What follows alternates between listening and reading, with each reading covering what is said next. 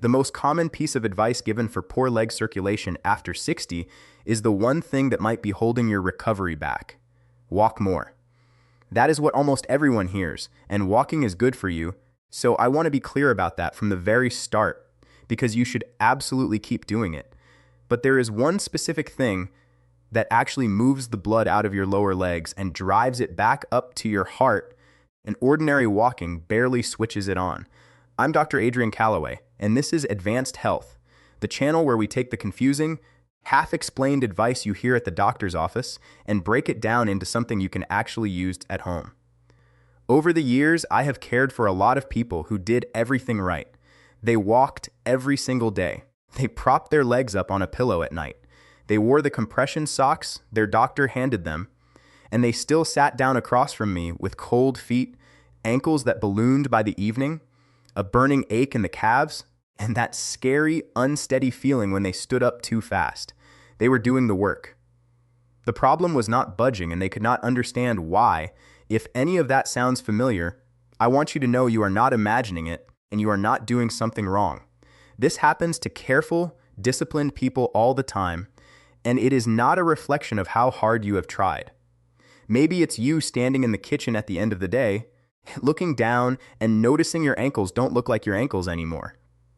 Maybe it's your mother or your husband quietly slipping their shoes off under the dinner table because they've gotten too tight by evening. Maybe it's that jolt of dizziness when you stand up too fast from the couch, the one you've started to just expect now. These are not small, forgettable things.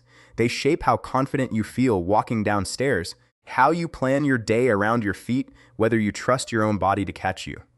I made this video because that trust matters, and because the fix for it is a lot simpler and a lot more within your control than most people ever get told.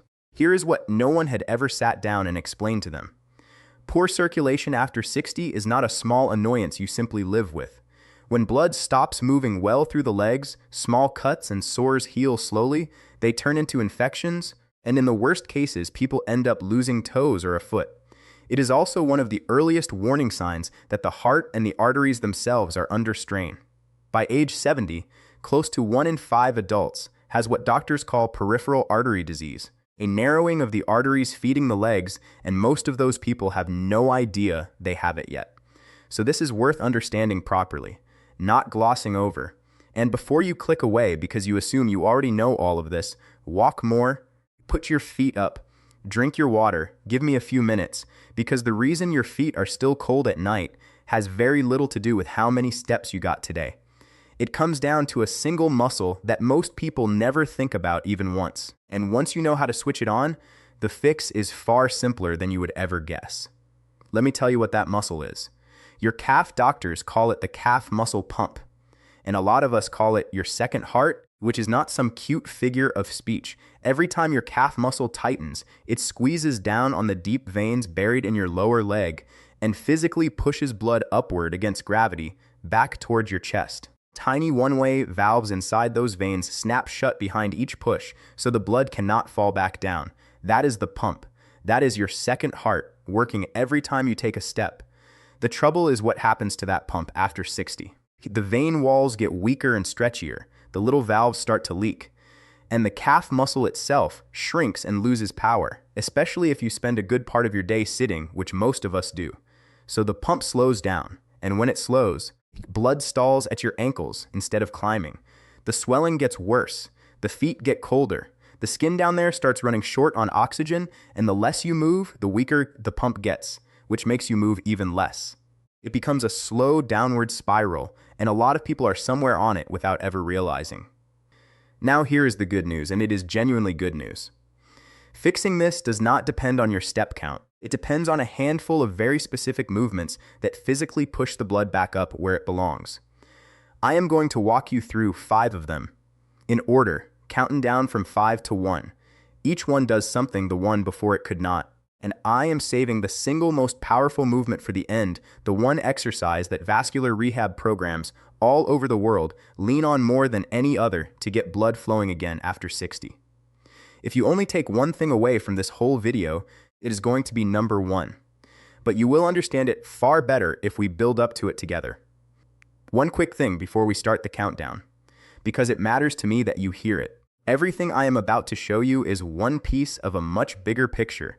The small daily habits that quietly decide whether you are still walking strong at 80 or reaching for a cane at 70. So I took everything I tell my own patients about staying mobile and independent in these years and put it into one simple plan. It has already helped thousands of people live their best life after 60. If you want it, the link is right there on your screen, and I will never make you sit through me reading a web address out loud. Now, before the movements, let me tell you about someone. I'm going to call her Lorraine, and she is really a blend of several patients I have cared for over the years, so no one's privacy is on the line. Lorraine was 71, sharp as a tack, still driving, still hosting her grandkids on Sundays. But her feet were cold every single night, even in the middle of summer, and her ankles turned to bread dough by dinner time. She had been faithfully walking a mile a day for years, and she was quietly heartbroken that it was not helping. Keep Lorraine in the back of your mind, because what finally changed for her is the entire point of this video. Let's start the countdown at number 5. Ankle pumps.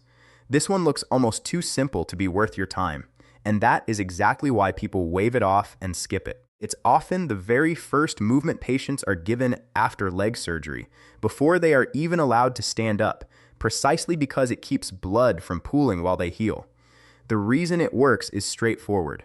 When you flex your foot up and then point it down, your calf contracts and relaxes, and that motion squeezes the veins and moves blood that has been sitting stagnant around your ankles. A 2025 review in the Journal of Orthopedic Surgery and Research gathered up 16 separate randomized trials and found that simple ankle pumping improved blood flow back up the leg and brought down lower leg swelling in older adults, with no standing and no walking required at all. To do it right, sit in a chair with your feet flat on the floor. Lift your toes up toward your shins while you keep your heels planted down. Then reverse it, pressing your toes down into the floor and lifting your heels up the way you would ease onto a gas pedal. Slow and deliberate, that is 1 repetition. Aim for 20 to 30 of them, 2 or 3 times a day. You can do this while you watch television, while you read, while you sit at the kitchen table waiting for the kettle. Think about how much time you spend sitting, in the car, at meals, in your chair in the evening. All of that is time your pump is switched off and blood is settling in your feet. Ankle pumps switch it back on without you even getting up. Walking runs on momentum, and honestly, your calves barely get a full squeeze out of it. Ankle pumps make the muscle genuinely contract and push, which means warmer feet, less swelling, and less pressure on those fragile veins. But ankle pumps only wake the system up. The next movement goes after the bigger muscles higher up your leg. Number 4, the seated leg lift. If you are thinking that sitting down must make this an easy one, your legs are going to tell you a very different story about 10 seconds in. When you straighten your leg out in front of you and hold it there, you fire the big muscles across the front of your thigh and hip, the exact muscles you rely on to stand up out of a chair, to climb a flight of stairs, to catch yourself when you start to go down. And when they contract, they press on the large veins running up through your thigh and help drive blood out of the leg. Regular walking barely challenges those muscles enough to slow the loss that comes with age. Here is the piece that makes it click. Geriatric doctors track something called gait speed, simply how fast you walk. They call it the 6th vital sign, right up there with your pulse and blood pressure. Because how fast you walk turns out to predict your fall risk, your independence, and even how long you are likely to live. When walking slows down, it is often one of the very first signals that the body is quietly losing ground. Strengthening the muscles that carry you is exactly how you defend that ground. Here is how you do it. Sit up tall in a sturdy chair with your back pressed against the seat and both feet flat on the floor. Slowly lift one leg straight out in front of you, keeping the knee as straight as is comfortable. Hold it for 2 seconds. Then lower it back down slowly without letting the foot just flop to the floor. That is 1 repetition. Do 10 to 15 on one leg, then switch. The detail nearly everyone misses is the back. Keep it firmly against the chair so you cannot cheat by rocking, because that is what forces the right muscles to actually do the work. As it starts to feel easy, add a little resistance, a light ankle weight or a resistance band looped around your foot. Even 1 or 2 pounds makes a real difference, and older adults very often improve faster than they expect. simply because they are starting from further back, but even strong thighs will not protect you if your balance system is not firing the way it should, and that is exactly where we go next. Number 3, the supported calf raise. This is the movement that trains your circulation and your balance at the very same time, and balance is the thing that quietly decides whether a person keeps their independence or slowly loses it. The National Institute on Aging is very clear on this point, that keeping your lower body muscles strong is one of the best things you can do to hold on to your mobility as you get older, to keep rising out of chairs and off the couch without needing a hand. Your calves sit right at the center of that. Every time they contract, they squeeze those deep veins and force blood upward against gravity. Weak calves mean blood pools, swelling climbs, and your balance reactions get a little slower, so an ordinary stumble is far more likely to turn into an actual fall. Let me pause for 1 second, because this is a natural spot for a small favor. If any of this has been useful so far, please subscribe, tap the like button, and leave me a comment telling me which of these 5 movements you are going to start with today. I read every comment, and it genuinely shapes what I make next for you. Back to your calves.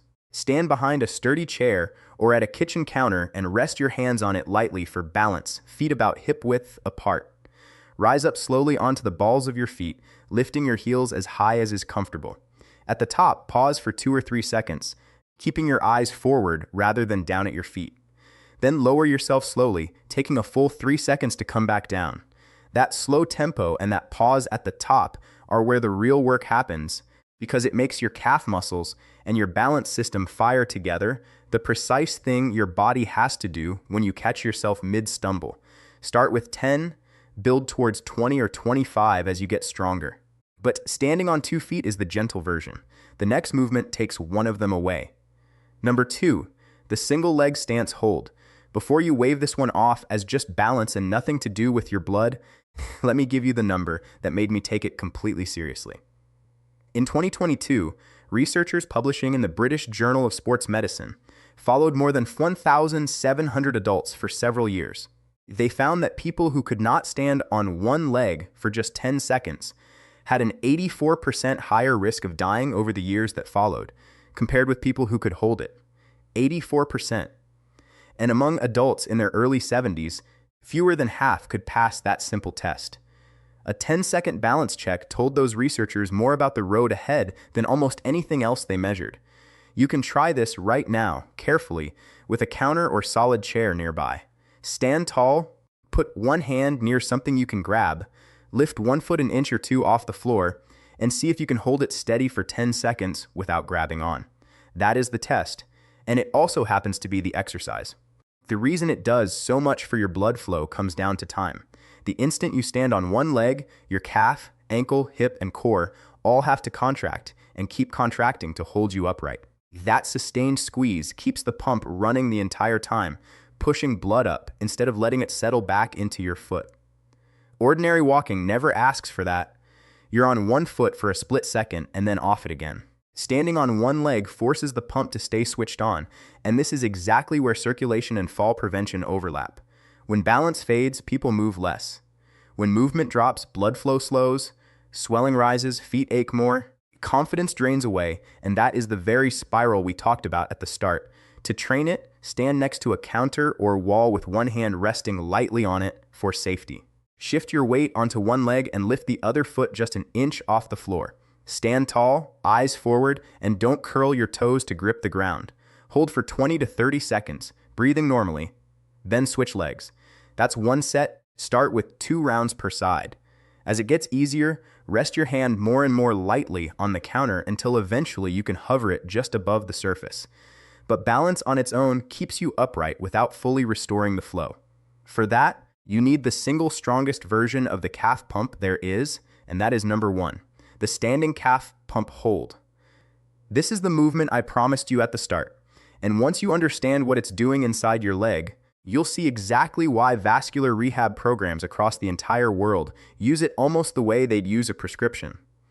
It looks a lot like the calf raise from number 3, with one small difference that changes everything: the hold. You rise up onto the balls of your feet, and then you stay right there. Your calves work like pressure pumps, And holding at the top keeps that pump fully squeezed long enough to actually clear out blood that has been stalling around your ankles and drive it up toward your heart. Ankle pumps wake the system up. The single leg hold trains your control. This movement moves the most blood of all and keeps it moving. The evidence behind it is real, not hand-waving.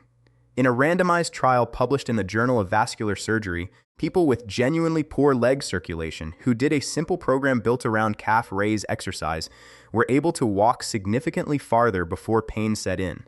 Their pain-free walking distance improved by dozens of meters, and their total walking distance by close to 100, with no medication and no machine involved anywhere. That's the calf pump doing exactly the job it was built to do. Here is how to do it safely. Stand behind a chair or counter, hands resting there for balance, feet about hip width apart. Rise up slowly onto the balls of your feet, heels lifting as high as is comfortable. Now hold it 3 to 5 seconds at the very top, breathing normally, eyes forward.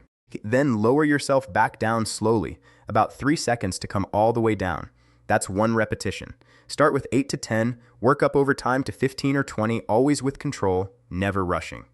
The hold is the entire point. That sustained squeeze keeps the pump fully engaged, drives the blood up, brings the swelling down, and strengthens exactly the muscles your body reaches for when you catch yourself.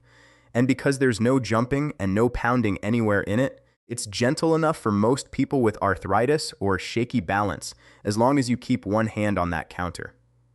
So let me tell you what happened with Lorraine, because this is where all of it landed for her. I had her stop obsessing over her step count and instead do these 5 movements in order for about 12 minutes a day. Ankle pumps in her chair, first thing in the morning, seated leg lifts, supported calf raises at the kitchen counter while her coffee brewed, the balance holds, and the standing calf pump holds at the very end.